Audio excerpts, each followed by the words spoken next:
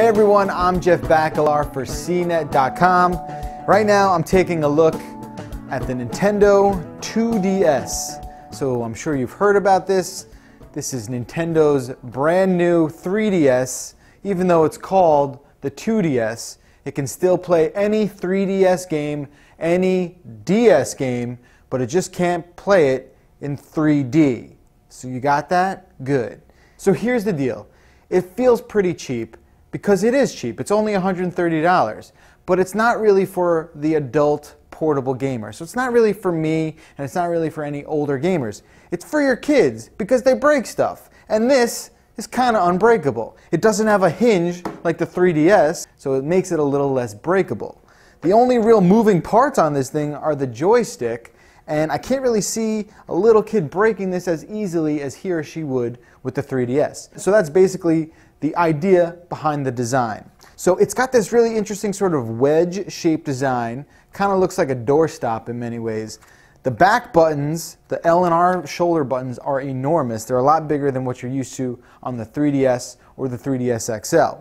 That said, that's really the biggest sort of changes you'll notice. There's also a different location for the headphone port. The home button feels a little differently, and to shut the screen off, you now have this sleep switch instead of being able to close the screen like you could on the 3DS. Around here on the side is an SD card slot, and Nintendo was nice enough to include a 4 GB SD card. What else is different? Well, they've changed the location of the joystick and the buttons. So if you recall, on the 3DS, they flanked the lower touch screen. On the 2DS, they are higher up. So when you're holding it, it does feel a little awkward. I'm not going to lie. It definitely feels a little strange. You're going to have to hold it with one hand like you would the 3DS to use the stylus, which is included here on the back. Other than that, like I said, not a gigantic difference. Here's something that's a little weird. Why does it have 2 lenses on the back? It could take 3D photos, but you can't see anything in 3D because it's for kids, and kids they're not supposed to look at the 3D pictures because it messes up their eyes and whatnot. Nevertheless, you can still take 3D photos on the 2DS, which you can only view on the 3DS. So I hope you're taking notes because this is really confusing for me.